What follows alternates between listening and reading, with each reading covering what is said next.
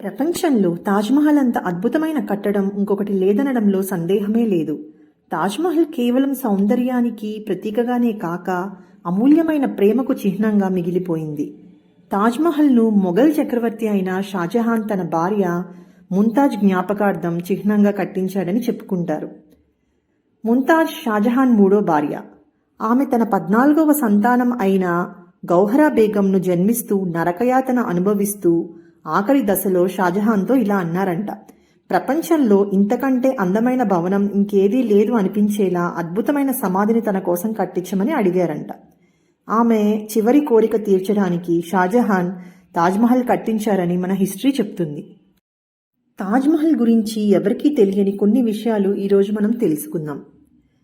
తాజ్మహల్ ఏషియాలోని నలుమూలల నుండి సేకరించిన 28 రకాల విలువైన రాళ్లతోటి రూపొందించారంట. అంటే కెంపులు, పచ్చలు, క్రిస్టల్స్, మణులు, ఇలా చెప్పుకుంటూ పోతే ముత్యాలు అన్నీ ఈ తాజ్మహల్లో పొదిగారంట. 4 మినార్లు ఒక్కొక్కటిగా కొద్దిగా బయటికి వంగినట్టుంటాయి మనం క్లియర్గా గమనిస్తే. ఎందుకు అలా కన్స్ట్రక్ట్ చేశారంటే ఆ 4 మినార్లు కూలిపోయిన సందర్భంలో ప్రధాన సమాధిని రక్షించడానికి అలా కన్స్ట్రక్ట్ చేశారంట.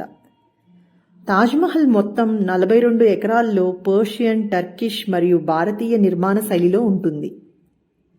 అలాగే తాజ్మహల్ నిర్మించడానికి 22,000 మంది ఆర్కిటెక్టులు, హస్తకళాకారులు, కార్మికులు, చిత్రకారులు, స్టోన్ కట్టర్లు, ఎంబ్రాయిడరీ చేసేవాళ్ళు కష్టపడ్డారంట. అందులో కూడా మనుషులే కాకుండా 1000 కంటే ఎక్కువ ఏనుగుల ద్వారా సామాగ్రిని తీసుకొచ్చేవాళ్ళంట.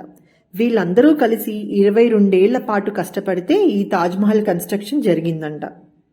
రాజస్థాన్లో 200 మైళ్ళ దూరంలో అపారదర్శక తెల్లని పాలరాయిని తవ్వించారంట ఇది కన్స్ట్రక్ట్ చేయడానికి.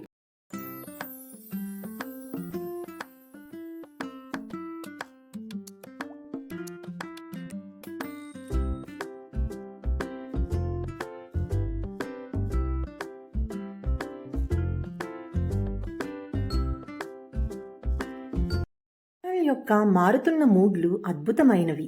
ఎర్లీ మార్నింగ్ ఇది మిల్కీ వైట్గా కనిపిస్తుంది. అలాగే ఆఫ్టర్నూన్ టైంలో తెల్లగా మారిపోతుంది.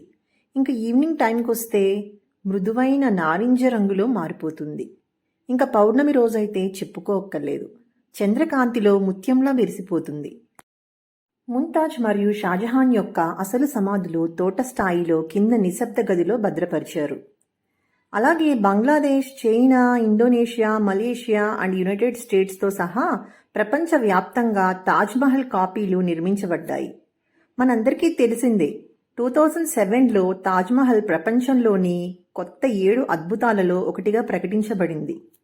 అలాగే తాజ్మహల్ కేవలం అందమైన భవనం మాత్రమే కాదు, అది లోతైన సాంకేతిక అర్థాన్ని కూడా కలిగించి ఉంటుంది. ఇస్లామిక్ సంప్రదాయం ప్రకారం తాజ్మహల్ రూపకల్పన ఖురాన్లో వివరించిన విధంగా జరిగిందంట. ఇప్పుడు మనం ఈ తాజ్మహల్ ఎక్కడ ఉంది, ఇక్కడికి ఎలా రీచ్ అవ్వచ్చు, అలాగే ఇది చూస్తానికి బెస్ట్ టైం ఏంటి అనేది తెలుసుకుందాం. తాజ్మహల్ వచ్చేసి ఇండియాలోని ఉత్తరప్రదేశ్ స్టేట్లో ఆగ్రా అనే నగరంలో ఉంది. ఆగ్రాలో మనకి బస్ స్టాండ్, రైల్వే స్టేషన్, అలాగే ఎయిర్పోర్ట్ కూడా ఉంది. సో ఈ ప్లేస్కి మనం ఎలా రీచ్ అవుతాం అనేది మన చాయిస్. ఆ తర్వాత అక్కడికి రీచ్ అయిన తర్వాత మనం బెస్ట్ టైం ఏంటి అని ఆలోచిస్తే మనం తాజ్మహల్ చూడటానికి morning time is the best time అని అయితే నేను చెప్తానండి. ఎందుకంటే మార్నింగ్ టైంలో క్రౌడ్ చాలా తక్కువ ఉంటుంది. అలాగే మార్నింగ్ టైంలో తాజ్మహల్ చూడటానికి చాలా అద్భుతంగా ఉంటుంది. అందువల్ల ఎవరైతే తాజ్మహల్ చూద్దాము వెళ్దాము అని అనుకుంటున్నారో వాళ్ళైతే ఖచ్చితంగా నేనైతే మార్నింగ్ టైమే సజెస్ట్ చేస్తాను. అలాగే అక్కడికి రీచ్ అయిన తర్వాత మనకి చాలా మంది గైడ్స్ అయితే కనిపిస్తారు. గైడ్స్ ని మాట్లాడుకోవడం వల్ల మనకి అడ్వాంటేజ్ ఏంటంటే ఆ చుట్టుపక్కల ప్రదేశాలన్నీ తిప్పి చూపించడమే కాక మనకి తెలియని కొంత చరిత్రను వాళ్ళైతే మనకి ఎక్స్ప్లెయిన్ చేస్తారు. సో నేనైతే గైడ్ ని అయితే సజెస్ట్ చేస్తాను డెఫినెట్ గా.